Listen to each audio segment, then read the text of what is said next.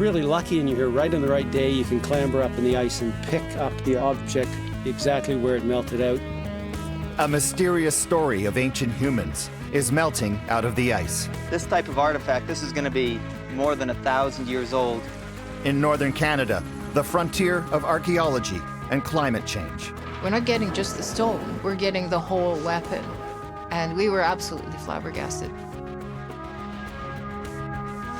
My mind immediately goes to, what's the story behind it? Wow. How old do you think that is? Well, But the surprises don't stop with the artifacts. You now have a human being. I mean, this could be, your relative. Prehistoric secrets frozen in time until now. Oh my God. Isn't that something? Wow.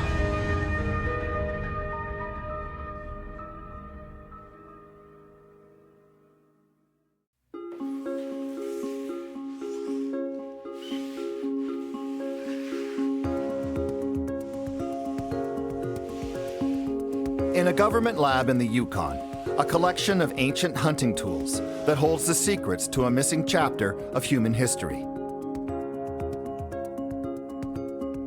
this one here is my particular favorite, and I don't know if you can see this, but this small segment, about 3 inches long, it's got a couple of twists of sinew on it and parts of a feather that are still wedged underneath that sinew.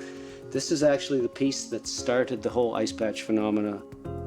When we got the radiocarbon date back at 4300, it's just all the lights went on, and we saw that this was one of the oldest preserved organic artifacts found ever in Canada.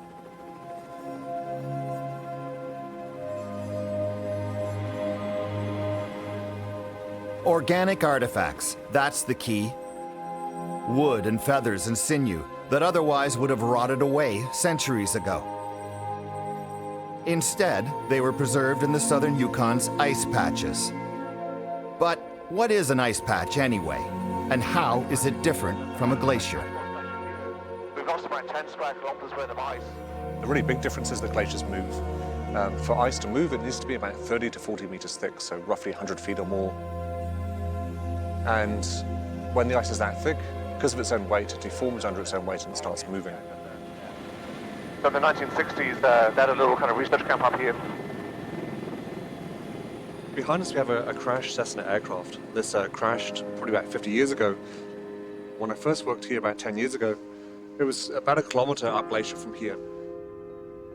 The moving glacial ice has actually carried the plane wreck down to this spot. If that plane had crashed on an ice patch, it would have remained in the same place. So in ice patches, because they're not moving, the material that falls on the surface really becomes preserved in place. And things can be preserved for thousands and thousands of years. So ice patches can be big, but not as big as glaciers.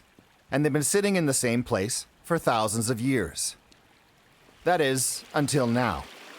Their rate of melting is unprecedented. And while the rapid thaw is scary for climatologists, Greg Hare and Christian Thomas have chanced across an entirely new scientific discipline, ice patch archaeology. Chris was just walking along the edge of the ice. We're about 3 meters from the edge of the ice here, and he found a dart shaft that has melted out of the ice and looks like perhaps it's been caught in the meltwater channel and moved in several pieces down to where we see it now. When you look around this landscape, there's no trees, so the only way for a substantial piece of wood like this to get up here is for someone to actually bring it up. So when we see wood, we automatically know it's an artifact. This type of artifact, this is going to be more than 1,000 years old. You wouldn't find this in a non-frozen site. That wood would have rotted away hundreds of years ago, so we know this is pretty fresh out of the ice. There's a good fit right there, Chris. Looks like it, perfect. Oh, good one, Chris, good eye. Another fragment of the dart. You know, people hypothesized that there were feathers on the end of these weapons. Actually finding ancient examples of the weapons allows us to know how people position feathers on the shaft so that we don't have to hypothesize. We can look to the collection and measure and see how they constructed these things and how they intended them to fly. The Yukon used to be an archaeological backwater. Then, suddenly, the artifacts were being disgorged, and Canada was leading the way in unraveling the many secrets of the melting ice. You might think what they have just found is an old arrow. It's not. It's a technology that predates bows and arrows by thousands of years. It's a hunting tool called an atlattle. An atlattle is a carved piece of wood that allows the hunter to hurl a dart with greater force over a greater distance than he could by simply throwing a spear.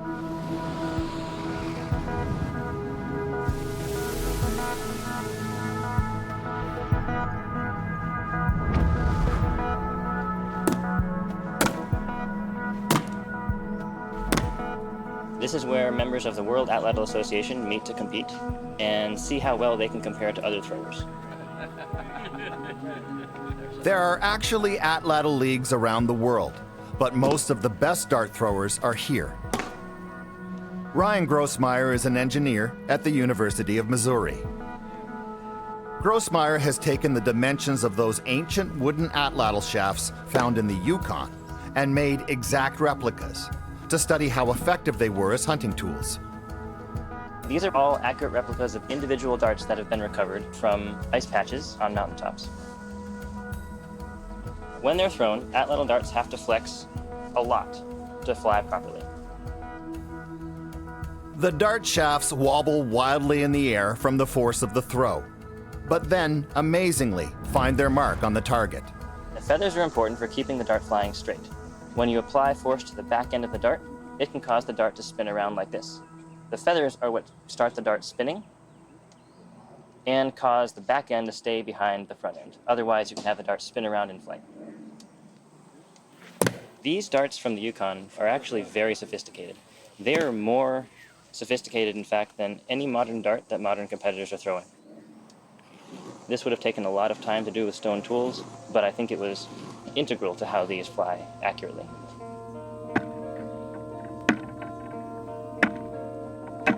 Okay, the official order.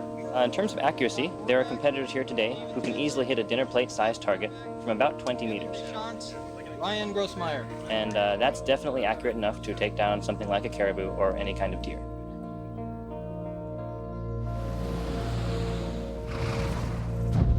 In my mind, I envision, say, half a dozen hunters in pursuit of a herd of caribou. One or two get hit by the darts. And meanwhile, the darts that missed the mark perhaps got buried in the snow and then incorporated into the ice. So it's like a giant deep freeze. Anything that's been lost either on the ice or at the edge of the ice or happened to die around the ice often becomes entombed in the ice for hundreds or thousands of years. And we happen to be in the decade or in the century that that ice is melting. We don't know how old this particular ice patch is. The oldest thing we found from here, I think, is 900 years old. But other ice patches are as much as 9,000 years old. So it's a real window into the past. We have got, a preserved record of ancient people's hunting techniques and traditions. Looks like what we got here is maybe a swan or goose leg bone that's been split, and one end of it's been ground into a point, likely used as an awl for punching holes in leather and materials for repairing objects. My mind immediately goes to what's the story behind it? Because I've got a storyteller mom. I always am like, oh, I wonder how did that get there? What's the story around the person who prepared it? So this is definitely the first time I think we found an awl on an ice patch. It's one of the first times we found a non-projectile point on an ice patch. Huh. That's a beauty. Is it a woman's tool or a man's tool? Is it a, how did they lose it? In this valley here or this next one over there? Well, this is Friday Creek, which runs down into this area. The artifacts are telling a story that the elders heard about from their grandparents, that these mountains were once overrun with caribou. We're at the ridge between the Friday and Alligator ice patches. And this is a stone hunting blind. That's one of a series of 7 blinds that run along the crest of this ridge.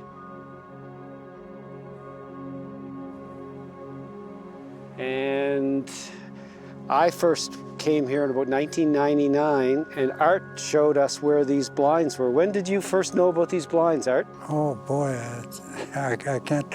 I was about 8 or 9 years old.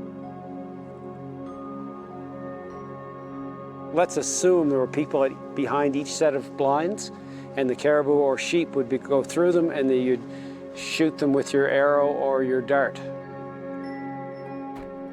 We didn't find anything organic that we could date, but last year, 2 years ago, was the first time that we came here, and we found a couple of broken spear points.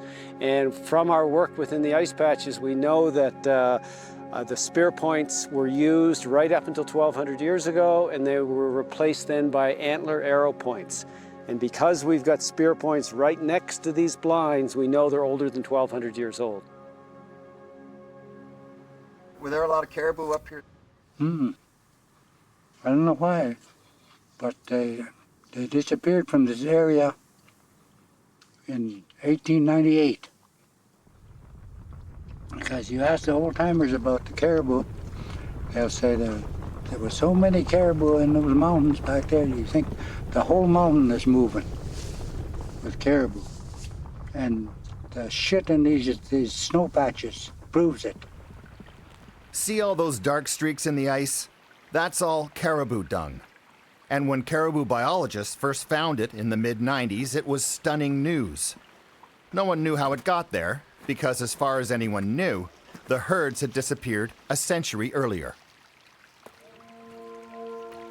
It was amazing, like you could see as it was melting out the caribou dung, almost like it had been deposited days ago in some cases, quite fresh looking. So we knew that this wasn't some phenomenon in recent time, that it had to have been laid down by generations and generations of caribou. So we just said, well, we better collect some of it. As they were scooping up their dung samples, Don Russell and his partner found the pieces of what they thought were bits of an arrow shaft, and they took them back to Whitehorse. Then they said, first of all, it's not an arrow shaft, it's atlattle shaft. And then we run a date on it because it looked like an arrow shaft. And I said, oh, that's pretty cool. Run a date, it comes back over 4,000 years old, and we, uh-oh. Right. I think the fecal sample that I collected was, 1,600 years old, and the atlattle dart was 4,300 years old. So that kind of started the whole thing. And all of a sudden, we're not getting just the stone, we're getting the whole weapon. We're getting, the spears with the stone points, the wooden shafts and the feathers and the sinew. We're getting the arrow shafts with the feathers and sinew and the ochre on them. And we're seeing for the very first time as archaeologists the whole weapon. And we were absolutely flabbergasted. We've never had access to that knowledge before, right? It was, what we could learn from talking to the elders about life in the old days. And all of a sudden, we have an arrow, we can date it. We know exactly that it's, 150 years old or 300 years old. Or we can take a dart and say, oh no, this one's 6,000 years old. So we couldn't do that with stone, now we could. They could get an age on the artifacts because organic material can be carbon dated. Stone can't. The ice was melting, and at the base of the ice, sometimes on the surface of the ice, there were artifacts just lying around.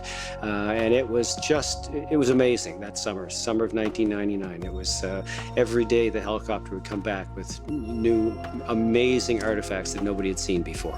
It was incredible. So the dung and the artifacts were very old. But a big question remained. Why were they finding it all up so high in the mountains? Why weren't the hunters simply killing animals in the valleys, where they didn't need to expend so much energy climbing? It turns out they were hiking up to where their prey was finding relief from the summer heat. One of the things is that caribou are very well adapted for cold conditions and not very well adapted for warm conditions. So it's an opportunity to help them thermoregulate so that by congregating on the ice, by laying down on the ice, they can stay cool. But I think more important than that was avoiding harassing insects. See how those caribou are twitching like that? They're being harassed by the warbleflies and the botflies. You can just see the whole animal shaking and shimmering to try to get rid of those. Yeah, it's only hot days in summer when you find them on the ice and snow patches up on the high mountains.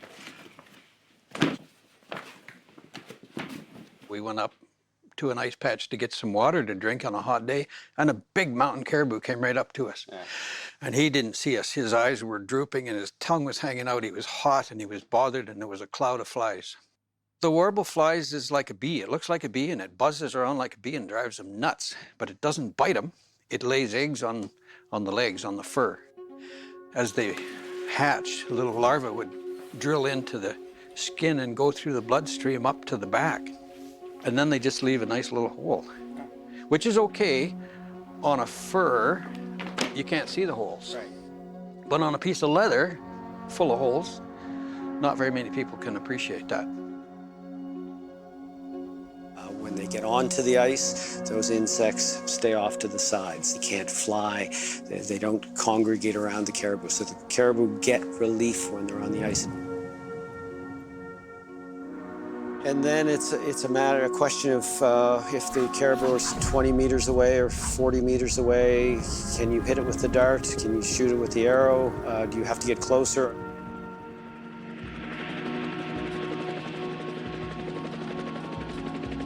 I said, holy, that's a long ways to throw a spear, or a long ways to throw an atlatl. But to throw a good atlatl, you know, you got to put your hand back like that, and you have to have that momentum to be able to throw. That's technology. That is experience. Imagine the anticipation each summer heading up here to see what these ice patches have to offer up next. But imagine, too, that the artifacts are your family heirlooms, left there by your ancestors. Each piece that is found carries with it a loaded double meaning.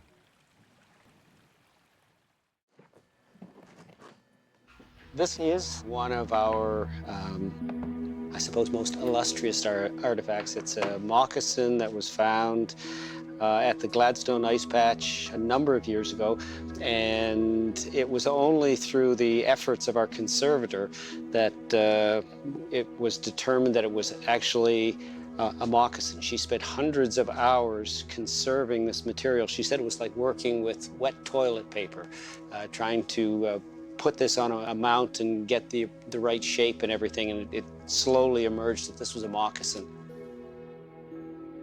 This has been dated at, it's about 1,500 years old, and this is certainly the oldest moccasin ever found in Canada. The massive Gladstone Ice Patch is the biggest one in the Yukon, and it's been producing artifacts for years. Gladstone is in the traditional territory of the Southern Tushone. In order for Greg to visit the ice patches, he has to get permission from the different First Nations whose members are eager to go up and take part themselves. He found this projectile point. Wow. How old do you think that is? Well, it's a tip for a throwing dart, and this part of the ice patch has actually produced a bunch of dart shaft fragments. They're all between 3,000 and 9,000 years old. So it's pretty hard to say what this is, but you can see it's a pretty good quality chert. This is a really nice little stone point. The artifacts that the items, the lance points or the atlatl points or the arrow shaft or arrow points that come out of these ice patches, they're just part of the story of this land. They're not the story itself. They're only one part of that story. They're part of that caribou story. They're part of my grandma's life. They're part of my great-grandfather's life. And that has all given us life here to today. So when we look at some of those items and that, it's like, the stories are alive yet. The artifacts really help solidify that narrative, I think. And then for our younger generation, they are able to have that tactile proof that we have history here.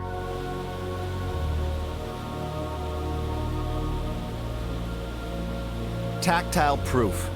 One of the key jobs for an archaeologist is to ground human history within the landscape, to reveal to us that people were here, and to tell us what they were doing. This is central Norway. That petroglyph carved into the rock depicts a reindeer, a first cousin to the caribou of North America. Experts think this was etched into stone 6,000 years ago, and tells a story of how important reindeer were to the people who hunted this land.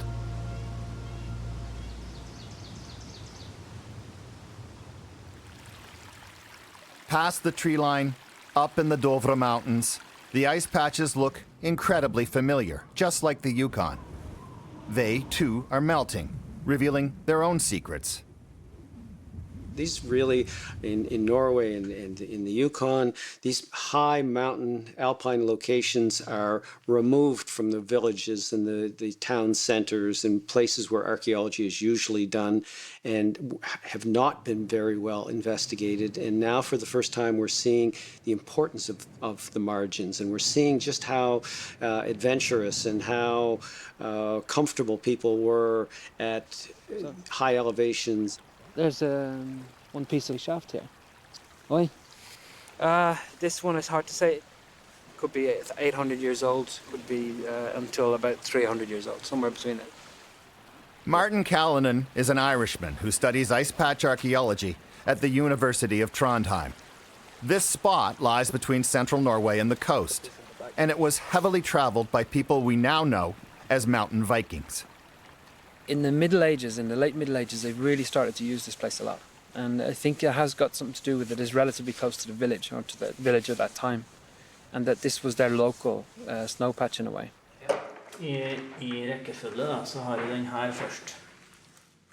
Martin ends up getting a lot of his artifacts from trusted local collectors who know what to look for. Tor Breton is a park ranger with a keen eye for spotting new items in the meltwater. He and his colleague Ingolf Rottve meet Martin in the Opto Park's office to unveil their latest finds. That's wonderful. Yeah. When you see the arrow and realize it's an arrow, it's like hard to describe. It feels like an electrical shock in a good way. And at first you say, oh, that's an arrow shaft. Can I find the arrowhead? Where's the rest of it? Oh, yes, it's complete. This is wonderful. I found at least 47 different artifacts, arrows or pieces of bows, found over several years in small fragments. So maybe 250 different pieces from arrows or bows. I found it. It was like this when I found it. When I tried to lift it, it broke. To me, that tells a story about my ancestors. It was my ancestors who did hunt up there, and I'm also a reindeer hunter. And on a warm day, I would hunt on an ice patch. So this shaft melted out and was found about in the middle of the snow patch. Sånn midt på. Ja. found in different fragments, but as you can see, they fit together. And there's nice preservation on this. We have the knock at the back, which the archer would have held when he released the string from the bow. The last person to touch this arrow before Ingolf found it on Thursday was probably the hunter 16 or 1800 years ago, as he released the arrow hunting. And the question is whether they belong together, and this is part of the fragments game. If it doesn't fit, we're going to have to go back there and look again for the... But I think it fits, but I don't dare. Get the hammer. Wonderful. Yeah, fint. One of the things that's difficult about the snowpatch archaeology is that the ice patches, they go from being heaven for old objects, frozen in ice, stable, and it's the perfect environment for organic material like wood or bone or antler.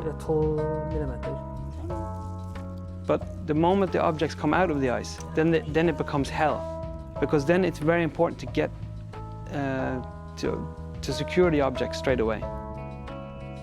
Once they are thawed, the wooden artifacts are damp, even soggy. They'll need to be dried out and then treated with preservatives. In a burial ground near Vong in Norway, these mounds mark graves from the Viking era. Archaeologists estimate that there are between 750 and 800 people buried here, going as far back as 1,500 years ago. The thing to remember is that the people that lived here in Scandinavia during the Viking Age, they also were farmers, hunters. They worked in the landscape around them. And some of the arrows that we find on the snow patches, they may have belonged to the people that are lying in the graves here. In fact, we find arrowheads in the graves, in some of the graves. They're exactly like the arrows that we find on the ice patches as they melt. Well, not exactly. The metal hunting points recovered from the Viking graves are corroded by chemical elements in the soil. You can get an idea of what they would have looked like when they were new from their shape. But when you see a similar point recovered from the ice, where those chemical elements aren't present, well, just look at it. It's pristine. It was found early in the morning, and the way the light was shining on the snow patch, and it just really had melted straight out of the ice. It's almost as if the hunter was there the day before and had lost it. So it actually sort of captures what ice patch archaeology is about, just trying to be there at the right time and save the object as best we can. A metal point is something they dearly love to find in the Yukon, but that artifact hasn't turned up there yet. The key strategy in both places is to be ready, to spend the summers keeping an eye out for what gets offered up next. What we're seeing here is a little knob at the top where the bow would have been stringed, and we can see a fragment of the arm of the bow. Of course, it would have been much longer at that time, but the hunter would have held it perhaps here, and only this part has been preserved. Maybe perhaps this is exactly where it broke. So this may be one of those other moments where the hunter has strung his arrow, has drawn a string, and instead of loosening an arrow, the bow has cracked, and then it was discarded on the snow patch. So there may have been wailing and gnashing of teeth around this piece. In the 80s, there was 1 or 2 little finds. 2000, early 2000, 2003, it just explodes. It explodes in central Norway, in southern Norway. We start to hear news from Canada, southern Yukon. They've got hundreds of finds. And then we realize, wow, this is something very different. And I think that this applies to glacial archaeology as a whole, that we are everybody in a kind of a rescue mode. And we're trying to find the best way to document the things now, here and now. The real detailed research and study of these things is going to come, decades and centuries in the future. This is research material, and this is material for archaeology, for archaeologists for generations. This is the front line of the archaeology of climate change. I think that there's a lesson we're being shown something here, that when 5,000, 6,000-year-old objects are starting to melt out of alpine ice, that something is changing in the mountain landscapes. And you know, there are lots of other indications around us. This is only one of many different signs that is something changing in the nature that surrounds us. With the speed of climate change, people know now that anything could come out of the ice next. And with each discovery, the past speaks more loudly, more clearly, challenging us to interpret our human story in dramatically different ways.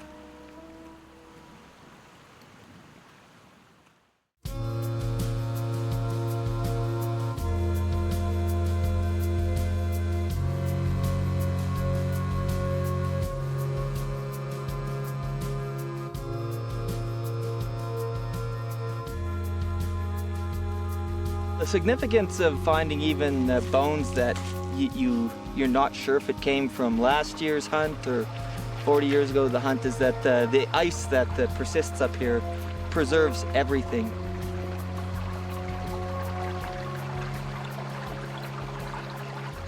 So this could be 10 years old, it could be 3,000 years old. You just can't tell from looking at it. You literally have to collect everything that you find and do the scientific tests later, because we found that these, when you collect everything, you create this incredible archive of animal life in the alpine that can be studied for genetics or trace elements. And you can really learn a lot about the past. We've got sheep, we've got caribou, we've got bison, we've got wolves, we've got bears. Basically anything that was living around the ice and died on the ice, even if it wasn't hunted by humans, could be preserved in the ice. Probably the best example we have is this sheep skull. We found this beside an ice patch a few years ago, and when we started to do the analysis on cut marks, we decided to radiocarbon date this one, and we sent in a very small sample, and this one turns out to be about 4,500 years old. So it's far older than we thought it was going to be, but it's the best example we have of someone in ancient times butchering one of these animals. So these are stone tool cut marks across the brow of this sheep skull. You know, people have in their mind the iconic spear points and arrow points and scrapers and those kind of things, but actually, when you get to an archaeological site and you're digging, you almost never find those perfect preserved spear points and arrow points. What you find are the waste flakes, the debitage that comes off when people are making stone tools. So this represents a very general archaeological site in the subarctic where you have hundreds, if not thousands, of waste flakes. And when I look at this collection today, it just pales in comparison to what we're learning from the ice patches or the quality of tools. And I think this is really typical for most archaeological sites in the subarctic.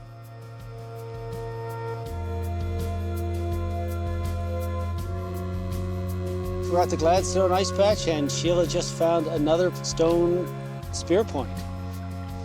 And you can see it is, you know, that's either basalt or dacite. Another day, another historic find.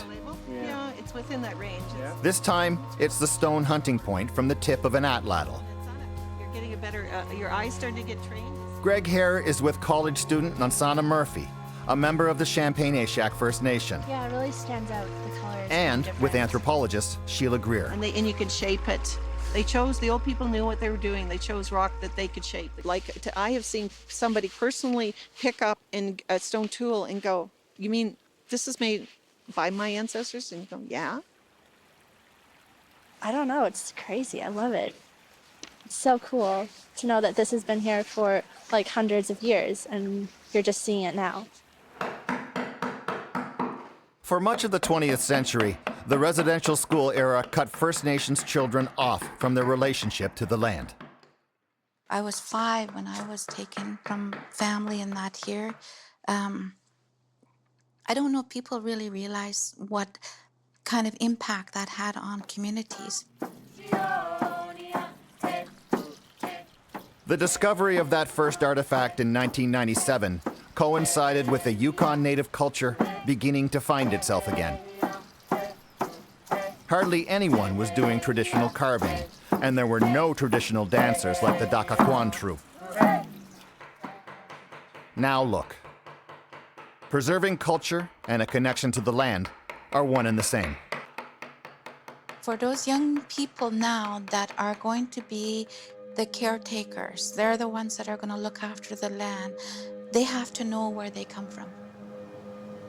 And we're trying to make sure that the young people that participate in ice patch work have that expanding knowledge of this land here that they call their homeland.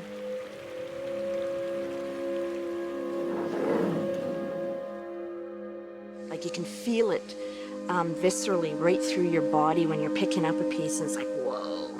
Like, which ancestor actually touched this? Like, who was that person? What did they look like? How did they live, you know?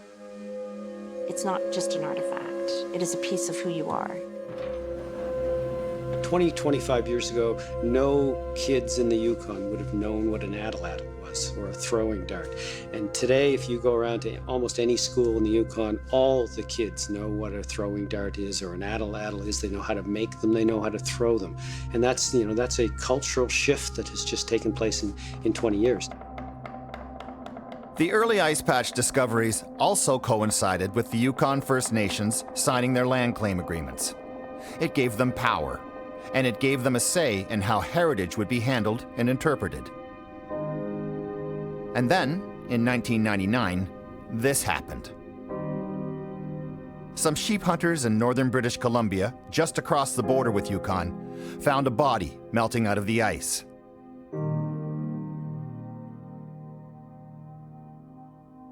Scattered pieces of his belongings, including his spruce root hat, his gopher skin robe, a bag of tools and various wooden implements, indicated that this was no recent casualty.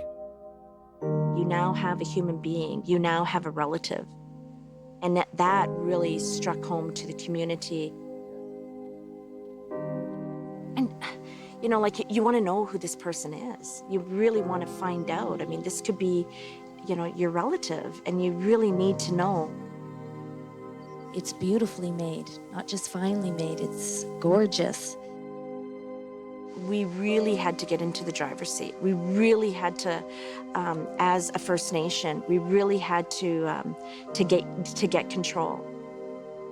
That was, I think, the biggest task that we had, to ensure that we're not going to allow people, scientists or whomever, to come and dictate to us or tell us how we were going to be treating our own relative. Since the early 90s, people around the world have been finding bodies melting out of the ice. Lost climbers, hikers, 2 soldiers missing since the First World War, and Ötzi. Ötzi is world famous, a 3,300-year-old iceman who has been studied ever since he thawed out of the Alps in 1991. One thing about Ötzi, though, no Indigenous group ever claimed him as their own. It was a different story in North America. Take the 9,000-year-old skeleton of Kennewick Man. A bitter fight ensued in Washington state over who should have control of his remains, the government or the First Nations. No one in the Yukon or BC wanted a repeat of that. You know, everybody had a sort of bad taste in their mouth from the Kennewick Man situation. Champagne-Atiac and the BC government were able to come to a resolution that allowed science to take place and still honor the cultural values. A resolution born out of compromise, not only with the scientists, but also within the First Nations communities. There were people who felt it was a bad idea to disturb the remains of this man, whoever he was. Even now, images of the body cannot be shown because of sensitivities and respect for the dead. I think the biggest lesson for the community is that I need to honor what my ancestors, have taught me. So they gave this lost man a name, Kwade Dansinchi, Southern Shoshone for long ago man found. And then they told the scientists from the BC government that they could study his remains and belongings, but only for a year. You know, science had their results out of the project, but also the rights and the respect for other people's beliefs or the First Nations beliefs, and they've also been respected in the process too. So this balance or this compromise agreement, to me, it seems to me from the outside at least to be a very Canadian solution to a Canadian situation. And we knew from the very beginning, at the end, it would be cremated. So we really tried to take the best samples we could and do the best analysis we could at that time. We were really surprised when we looked at his bone, which gives you sort of a 10-year record of diet, of all these breakfast, lunches, and dinners over 10 years, and it was almost entirely marine diet. So it looks like that he would have been spending most of his time on the coast. The scientists managed to isolate Kwadedansinchi's mitochondrial DNA and determined that he was connected to native groups from the Pacific Northwest.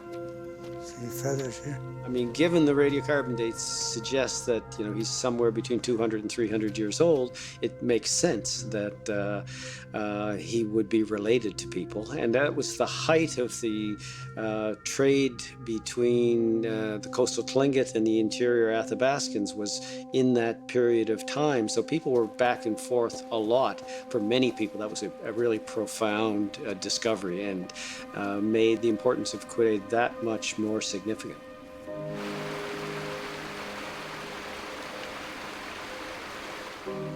Even more significant was news that Kwadedansinchi was related to 17 people who were living today. Makes you feel really solid, yes, we do belong. Yes, this is, our traditional territory, and it just, it's right in your bones. It's in your blood, and you feel really good about it, When we got the phone call from Pearl, it affected me, and it stayed with me for a long time. I was curious about what he was doing up there, where he was going, what his history was, who his family was back then, and most of all, how he passed, how he died, and because he was found alone. That's where the scientific knowledge and the traditional knowledge, they come together and they agree with each other, So we buried his ashes back in the mountain of where he was found, and we did it in we held a potlatch, and we did it in a very respectful manner of having elder advice from the coast and the interior. My personal belief is that he would have wanted to share with the world what he had to offer. No one really knows why Kwadedansinchi was crossing the ice towards the interior. But the message he delivered a few centuries after his death is profound for the people who live here now. That this vast and open wilderness has been a human place for a very long time.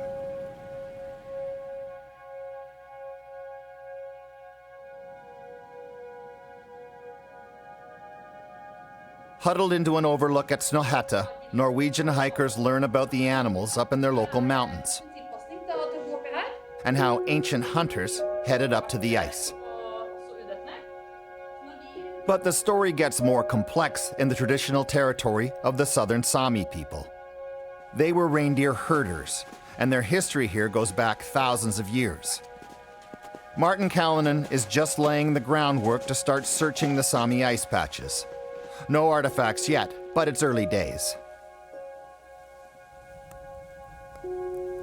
The story of the Sami is almost identical to government treatment of the Yukon native people.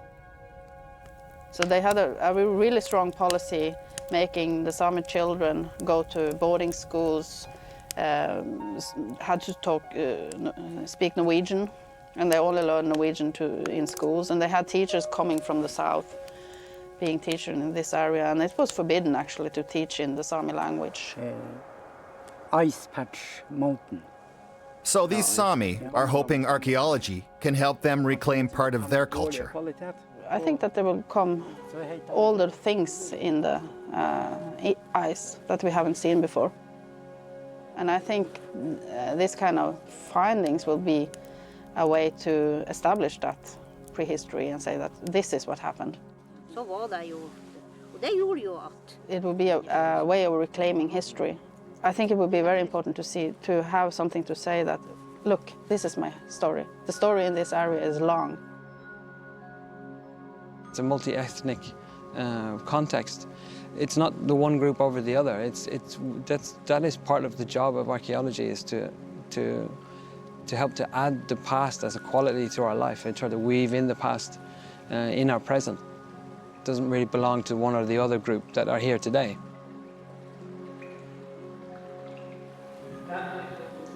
The point of that for me is that if you come there from a Norwegian ethnicity, you see that, aha, this is my past.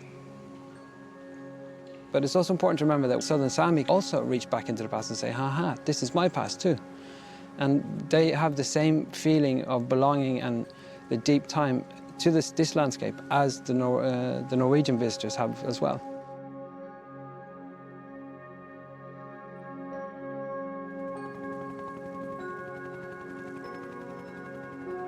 At times, it resembles a scavenger hunt.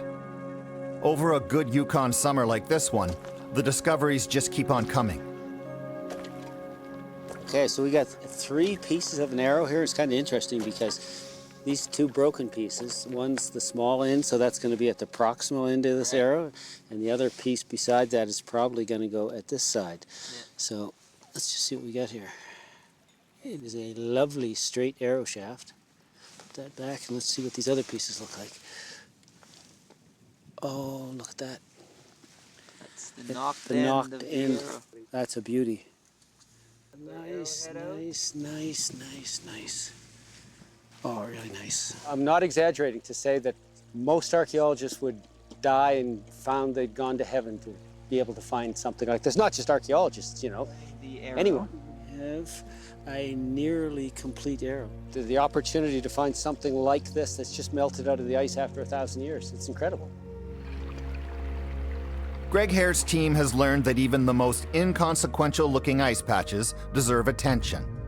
They know that in another age, hunters might have stalked there.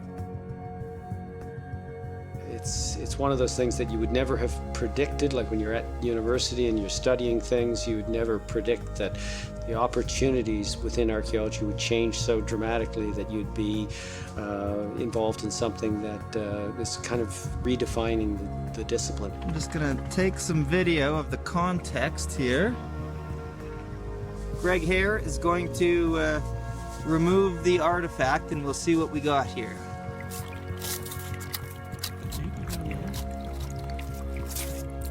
Oh, cool. It's got an end blade on the end and there's sinew binding the end blade to it.